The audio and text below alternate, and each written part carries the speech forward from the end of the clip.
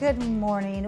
Welcome back to CityLine. With me, I have two fabulous individuals who are going to spend the next 12 minutes talking about Tacoma Little Theatre and their upcoming, it's actually on stage now, isn't it? Correct. Production, which means when we're done with this, you can go buy tickets, and you should.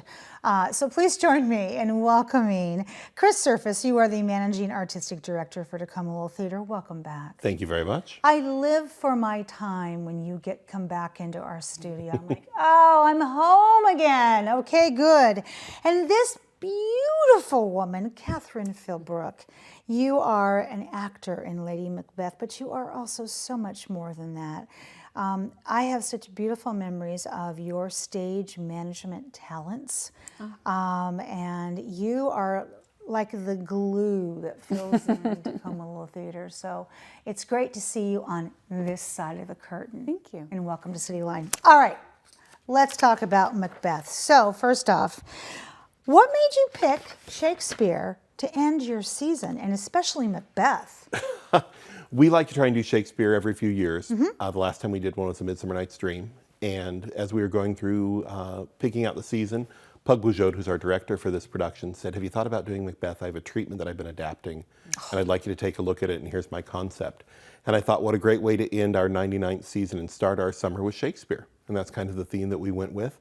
And all year we've just been kind of ramping up to getting our audiences ready for the Shakespearean tone, which you don't always get to see on live stages too often in our area. And nor do you get to see men in utility-kilts. So if you don't know anything about Shakespeare, the kilt should get you there also as well. There we go. It is the Scottish play for a reason. It is a Scottish play. I had Pug on the show with you, and she directed some kind of a vampire type thing. Dracula. That's it. I was like, I think it's Dracula. I remember her name is so incredible. So we've got some beautiful shots. Is that Jacob? That was Jacob. Jacob, who I just saw in Pillow Man when it was on it. Wonderful. Who did the poster? Poster is Blake York, our resident technical director and set designer. I love Blake. He's quite fabulous. So let's talk about how did you select the director for this version? Because, you know, Pug is amazing, but everybody wants to direct Macbeth. That is true. Everybody. So how'd you choose? I have a lot of directors who submit that they would like to direct. We talk about their concepts, their visions, and see if there's a spot for them on the season. I'm already planning out into the 1920 season right now. And we've actually got 3 of those slots already filled for directors. And so as the directors come by, I look for those who will bring something new and something fun to our little theater. Absolutely, just like our community, new and something fun. Especially after 100 years, you want to be known for new and fun. So this is a question for both of you, and we'll start with you, Kathryn, first. How is this version different from the Macbeth perhaps somebody else has already seen? I mean, it depends, because there's so many different ways that you can stage this. But Pug's idea is that this play is set in 2018 as if in an alternate reality where World War I never ended. And these people have been living through 100 years of war.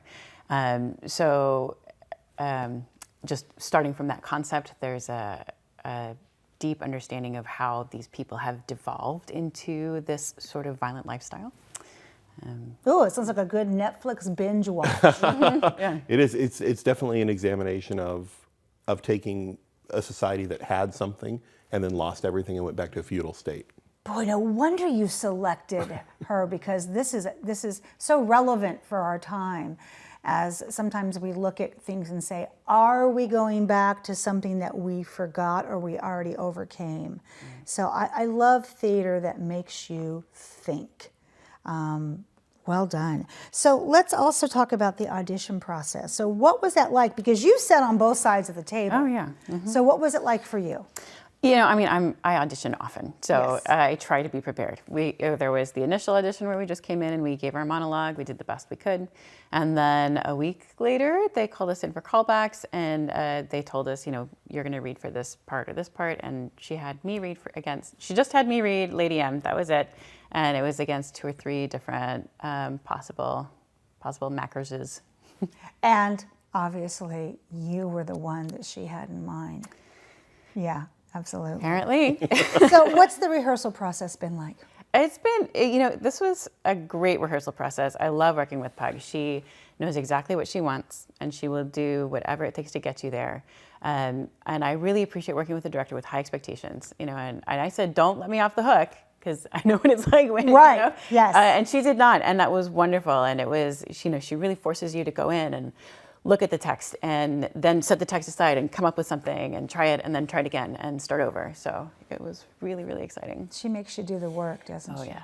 And then it shows on stage, all of that subcontext that we're like, they have a thought bubble above their head, and I'm pretty privileged to watch them do it. Yeah. So I'm gonna be one of those kind of women that goes, would you please sing for Grandma? That's from Chorus Line, we all know that. Can you give us just a snippet? Yeah, so this little bit, she's talking to her husband, and he has said, we're not going to kill the king. And she's pretty clear that they decided that they would. So, let's see. Was the hope drunk wherein you dressed yourself? Hath it slept since? And wakes it now to look so green and pale at what it did so freely? From this time such I count thy love. Art thou afeard to be the same in thine own act and valor as thou art in desire? Wouldst thou have that which thou esteem'st, the ornament of life, and live a coward in thine own esteem, letting I dare not wait upon I would? Oh, brava! Oh my gosh, Shakespeare. It's just like a craving you forget you have, and then you hear it, at least for me, and I go, I just want a whole banquet. I love it. So what do you do in your spare time?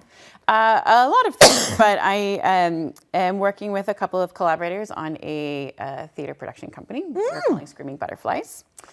So we just, literally right before rehearsals for this started, we opened our first show, Richard II, in a little production, and we're working towards our second, which is my friend Jeanette is going to direct, and it's a play called Bocone. It's a family-friendly show, but it's about a little boy from Central America whose family disappears, and he has to make his way to the border of lights to find them, and mythical creatures help him along the way. It's a really exciting show that has really deep and intense subject matter, and is also geared towards younger children to be able to understand. Oh, Kathryn, that is Isn't that phenomenal. wonderful? Yeah. Okay, so I want to personally invite you to come back on this couch with maybe a couple of your partners, and we're going to add you to the necklace of theaters that we always have here, because that is how this starts. And I love the fact that you are branching out on your own, but your roots come from community theater, and that was the springboard. So it's just, it's like a full 180, if not maybe even a 360 at some point. Congratulations, my dear. That's fabulous. All right, so Chris, let's talk about summer camps, because as I called it, it's January. But my memory of Tacoma Little Theatre summer camps was it was always sunshining and always happy. So tell us, first off, what's on tap? And then I'm going to ask that question, and all parents want to cringy say, is there still room? So we are doing 2 4-week camps, and then one different camp, which is our Club TLT, which I'll talk about. Okay. Our first camp is Mulan Junior, which unfortunately is full at this point. Yep. But we do have openings in our other camp. Each camp is 4 weeks long. It's Monday through Friday, 9 to 4. And then the students perform in 3 public performances on Friday, Saturday, and Sunday. It's a great program. We've about 40 students per show. Wow. The one that we're doing later in the summer is Hairspray Junior, which there is still room for, which is a blast. Yes. Particularly since it's playing up at Village right now. You can go up and see that, and then come down and see the youth of our community, who are our next generation of actors, put that on.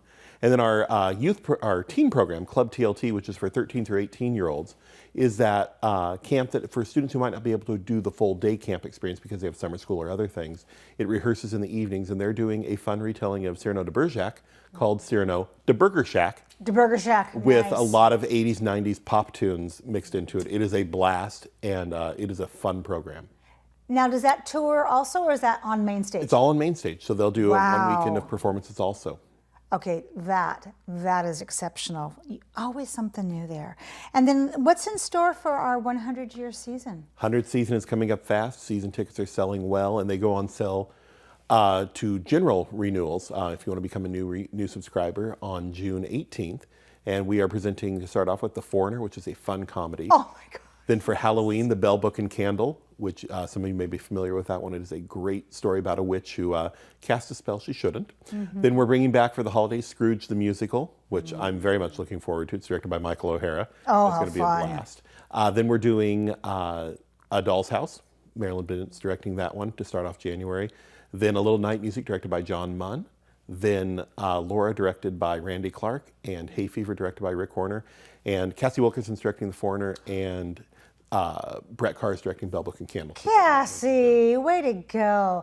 Last time I saw Foreigner, Jason was in it. That was years ago. I forgot his last name. Our whole theme of the season is we're doing shows that we've done over our 100 years. There we go. So we go as far back as 1924 was when we first did Hay Fever, up to we just did Scrooge in 2014. So it's a fun retrospective of 100 years of theater in Tacoma. I love that. So speaking of 100 years, I have to say it, sometimes the seats feel like they've been there for 100 years. So tell me about your new seat campaign. Our Grab a Seat and Enjoy campaign is going extremely well. We are working on an auditorium upgrade. So it's going to be replacing all the seating in the theater, doing a few upgrades, getting a good screen projector, hearing impaired services for our patrons who might need those. A new coat of paint, some new carpet, and just making that theater a little bit better with better sight lines, a better rake in the theater, so you're being able to see what's happening a little easier. Speaking her language over there. And so those seats are available. They're $300 for one or $500 for two. You'll get your name on a plaque that goes on the back of the seat. They have cup holders. They are 5 inches of cushion. They are very nice. There's samples in the lobby that you can sit in and test them out. And it's going extremely well. And it's going to be about an 18-month process before we're able to finalize everything. But it will be kind of setting us forward for that next 100 years in our space. The seats we're giving in early retirement, they're actually 61 years old. So they'll be 62 by the time we retire them. All right. So they'll be just eligible for Social Security. Exactly. Seats. There we go. I remember years ago when the Broadway Center would finish their remodel and we all bought bricks. And I love bricks, but I love seats more, because in theater we have that saying of butts in seats, and that's what we want. And I love the fact that you also have one in the lobby, because I've been in that lobby and I've sat down in that seat, and it's like being able to test out your new airline seat. It's like, oh, this is quite cushy. Exactly. I love this. And I have to also say congratulations on the upgrade of your concessions. Wow. Thank you. You can have everything there, from fabulous popcorn to pink cookies to a signature cocktail now. I was like, okay, this is really quite nice. We do have the Lady Macbeth for this, which is a Bloody Mary. There we go. And Banquo's Ghost, which is a gin and tonic, our specialty drinks. Well, I want to say thank you to both of you for being here and taking time out of your very, very busy schedule to talk about this wonderful play. And I wish you the best. I will see you again probably in another month to talk about fall. And you, get a hold of our producer and let's get you back on here talking about your production company. Thank you, Amanda. You're welcome. When we come back in these seats, Pretty Gritty Tour, say that 10 times. We'll be here to talk about that tour and what you need to know. We'll be right back after this quick message.